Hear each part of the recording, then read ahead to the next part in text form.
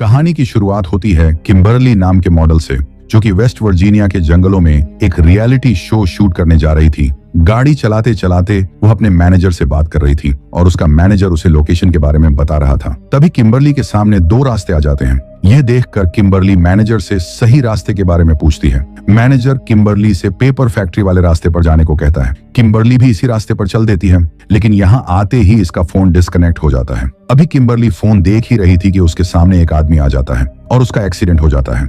यह देखकर किम्बरली घबराई हुई गाड़ी से निकलकर उसे देखने जाती है। वह देखती है अभी इसकी सांसें चल रही हैं। किम्बरली इसकी हेल्प करने के लिए जैसे ही आगे बढ़ती है, वैसे ही यह डरावना सा आदमी उसे पकड़कर उसका होंठ कच्चा चबा जाता है। किम्बरली दर्द से तड़पते हुए जान बचाने के लिए यहाँ से भागने लगती है। तभी इसके सामने एक और हैवान आ जाता है और इसको पकड़ लेता है और कुल्हाड़ी से इसके शरीर के 2 टुकड़े कर देता है और ये दोनों हैवान एक एक टुकड़ा लेकर जाते हैं। इधर कहानी घूमती है डेल पर, जो कि एक रिटायर्ड कर्नल रह चुका था। असल में ये भी वेस्टर्न वर्जीनिया के जंगलों में रियलिटी शो होस्ट करने के लिए आया था।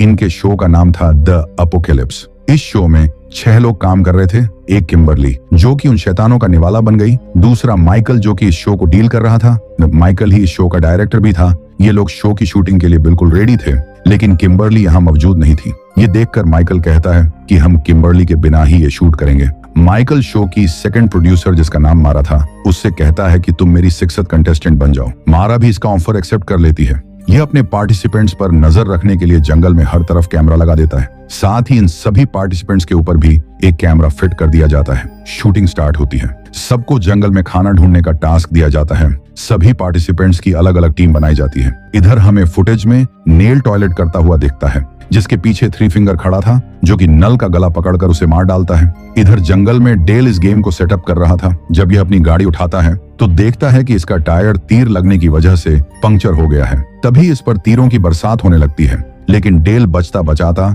यहाँ से भागता हुआ एक पेड़ के पीछे छुप जाता है। 3 फिंगर उसकी तरफ कुल्हाड़ी फेंकता है, लेकिन डेल इससे बच जाता है। डेल अपना चाकू निकालकर 3 फिंगर के दिल पर वार कर देता है, पर 3 फिंगर तो मजे से इस चाकू को निकालकर अपना खून चाटने लगता है। तभी उसके पीछे एक और आदमखोर आकर डेल को बेहोश कर देता है। दूसरी तरफ माइकल टीम को शूट कर रहा था, लेकिन यहाँ माइकल लोगों को सर्वाइवल के अलावा भी बहुत कुछ दिखाने का प्लान बनाता है। लेकिन जैक ये कहते हुए मना कर देता है कि यह शो उसकी फैमिली भी देखेगी, और यह कहकर यहाँ से चला जाता है। पर एलेना शो में ज्यादा दिखने के लिए इस बात से राजी हो जाती है और माइकल को भी फंसा लेती है। इधर नीना और मारा को टास्क दिया गया था कि उन्हें रिवर के पास जाकर अपने मिशन को पूरा करना है, जो कि वो बखूबी कर दिखाती है। लेकिन जब मारा माइकल और एलेना को साथ देखती है तो काफी दुखी होती है, क्योंकि वो ये सब सिर्फ माइकल के लिए ही कर रही थी। एम्बर और जेंसी को जंगल में एक बारबेक्यू दिखता है, जिसे वो टास्क समझकर उठाकर ले जाते हैं। मारा माइकल की वजह से इस जगह से जाना चाहती थी। चलते चलते नीना और मारा एक घर में चली जाती है ताकि वह फोन कर सकें। घर के अंदर इन्हें 4 डिफॉर्म लोग की तस्वीर दिखती है। Mom, pass, sister and brother. इस फैमिली में सिर्फ ये चारों ही थे, जो कि दिखने में काफी खतरनाक लगते हैं। अभी ये दोनों तस्वीरें देख ही रही थी कि तभी माँ और सिस्टर चीखती हुई अंदर आ जाती है। दरअसल माँ को डिलीवरी पेन हो रहा था। सिस्टर की मदद से एक बच्चे का जन्म होता है, जो कि बहुत ही अजीब था। इसी बीच नीना मारा पर सिस्टर की नजर पड़ती है और वो उन्हें मारने के लिए उनकी तरफ बढ़ती है, पर नीना और मारा एक कमरे में घुसकर उसके दरवाजे को बेड से बंद कर देती है। इधर सारी खिड़कियां बंद थीं। बाहर दरवाजे पर सिस्टर खड़ी थी। इस मुश्किल वक्त में ये दोनों टॉयलेट हॉल की मदद से बाहर निकल आती हैं। ये दोनों बचकर भाग ही रही थी कि तभी पा इनकी तरफ एक कुल्हाड़ी फेंकता है, क्योंकि मारा के सर पे लगती है। ये देख नीना मारा को बचाने के बजाय खुद यहाँ से भाग जाती है। पा मारा के सर से कुल्हाड़ी लेता है और नीना को ढूंढने लगता है। नीना एक जगह छुपी रहती है। इधर माँ गाड़ी लेकर पा और मारा को यहाँ से ले जाने आती है। मारा की उंगली चबाकर उसे नीना की तरफ फेंक देती है। यह देखकर नीना चीखने ही वाली थी कि वह अपने मुंह पर हाथ रख लेती है। उनके चले जाने के बाद खुद भी यहाँ से चली जाती है। इधर माइकल के चले जाने के बाद एलिना अकेली थी, जिसे ब्रदर झाड़ियों में से देख रहा था। यह देखकर उसकी सिस्टर काफी जेलस होती है और दोनों में हाथ पाई होने लगती है। आवाज सुनकर एलिना भी यहाँ से भागने लगती है, लेकिन सिस्टर चाकू से उस पर लगातार अटैक करती रहती है। वह भी मारी जाती है। अब डेल को होश आ गया था, लेकिन उसे 3 फिंगर ने उल्टा लटका दिया था। पर तभी माँ और पा मारा को लेकर आ जाते हैं और मारा की लाश को यहाँ रखकर चले जाते हैं। जब 3 फिंगर डेल को मारने के लिए आता है तो डेल उल्टा ही उस पर वार कर जख्मी कर देता है। असल में डेल एक बहुत ही बहादुर सोल्जर था, इसलिए वह 3 फिंगर को मजा चखाकर उसे गन से शूट कर देता है। जब माइकल आरवी में आकर सभी कैमरे चेक करता है तो आरवी चलने लगती है। माइकल को लगता है कि यह उसके साथियों का काम है, लेकिन इसे मान और पा चला रहे थे। पा माइकल पर भी हमला कर उसे जख्मी कर देता। इधर जेंसी और एम्बर बड़े शौक से बारबेक्यू के मजे ले रहे थे। इसी दौरान नीना यहाँ हांफती हुई आती है और इन्हें बताती है कि हमें यहाँ नहीं रुकना चाहिए, यहाँ पर खतरा है। जेंसी को लगता है कि यह शो का ही पार्ट है और वो एक्टिंग कर रही है। एम्बर की नजर बारबेक्यू पर पड़ती है जिसमें उन्हें किम्बरली का टैटू बना हुआ दिखता है, यानी वो किम्बरली की टांग खा रहे थे। ये देखकर इन सब के होश और हवास उड़ जाते हैं। ये लोग भागने लगते हैं और भागते भागते आरवी की तरफ आते हैं, लेकिन यहाँ पहुंचने के बाद इन्हें कुछ भी नजर नहीं आता, इसलिए ये लोग पेपर मिल की तरफ जाने का प्लान बनाते हैं। इधर डेल को भी एक घर मिल गया था जिसमें उसे मेनार्ड नाम का एक आदमी दिखता है। अगर आपने इस मूवी का फर्स्ट पार्ट नहीं देखा है तो मैं आपको बता दूं, इस मूवी में ये गैस स्टेशन का मालिक रह चुका है। डेल यहीं रुककर अपने जख्मों को स्टिच करता है। तभी मेनार्ड उस अजीबोगरीब परिवार के बारे में बताता है कि ये लोग इन ब्रेडिंग और पेपर मिल से निकलने वाले केमिकल वेस्ट की वजह से ही पैदा हुए हैं। जब मेनार्ड को पता चलता है कि डेल ने थ्री फिंगर का खात्मा कर दिया है तो वह डेल पर हमला कर देता है, क्योंकि थ्री फिंगर असल में मेनार्ड का ही बेटा था।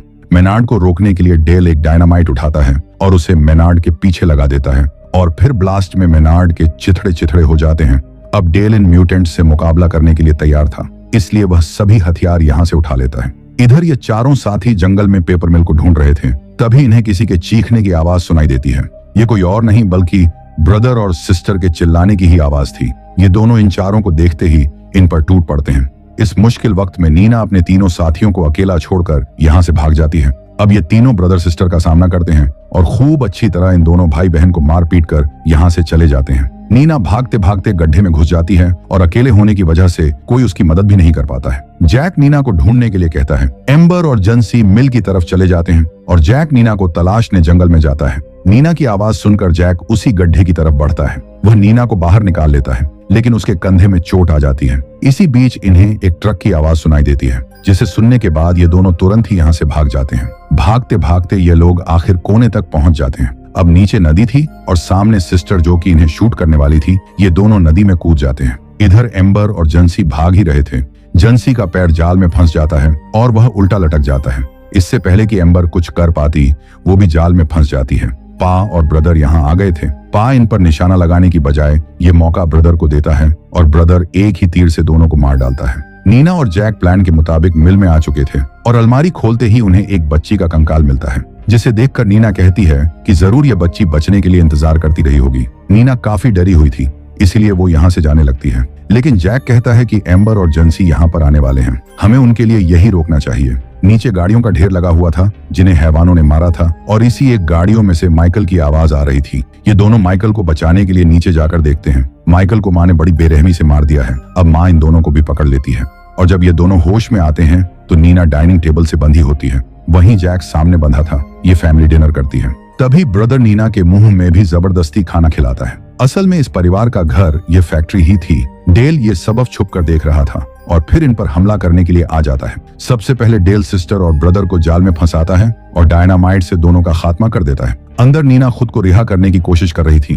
तभी डेल इसे बचाने के लिए चला जाता है और नीना और जैक को खोल देता है। इधर जब पा और माँ अपने बच्चों के टुकड़े देखते हैं तो गुस्से में लाल पीले होने लगते हैं। पा डेल पर तीरंदाजी करता है। माँ तेज धार वाला हथियार डेल के गले से बांध देती है तो डेल की मौत हो जाती है। नीना मिल से बाहर आ गई थी, लेकिन जैक गलती से ग्राइंडर वाले रूम में चला जाता है। जैक को देखकर माम और पा उसे ग्राइंडर मशीन में फेंकने लगते हैं। नीना जैक की आवाज सुनकर उसे बचाने के लिए आती है और पा की गर्दन पर दांत काटकर एक टुकड़ा अलग कर देती है। जैक भी पा को ग्राइंडर मशीन की तरफ धकेल देता है, जिसमें पा का एक हाथ चला जाता है, लेकिन माँ उसे बचा लेती है। इतनी देर में नीना एक लिवर खींच देती है, जिससे लकड़ी का एक बड़ा सा टुकड़ा इनसे टकराता है और यह दोनों ग्राइंडर की चपेट में आ जाते हैं। इसके बाद नीना और जैक यहाँ से चले जाते हैं, लेकिन आखिर में दिखाया जाता है कि थ्री फिंगर अभी जिंदा है और ये माँ के बच्चे को मारा की उंगली से फीड करा रहा था और यहीं पर कहानी खत्म हो जाती है। ऐसी ही मूवीज के लिए आप हमें टेलीग्राम और इंस्टाग्राम पर फॉलो कर सकते हैं, जिसका लिंक डिस्क्रिप्शन में दिया हुआ है। और मूवी अच्छी लगी हो तो एक लाइक जरूर कर देना और ऐसे ही मूवीज के लिए हमारे चैनल को जरूर सब्सक्राइब कर लेना। तो मिलते हैं हमारे नए वीडियो में।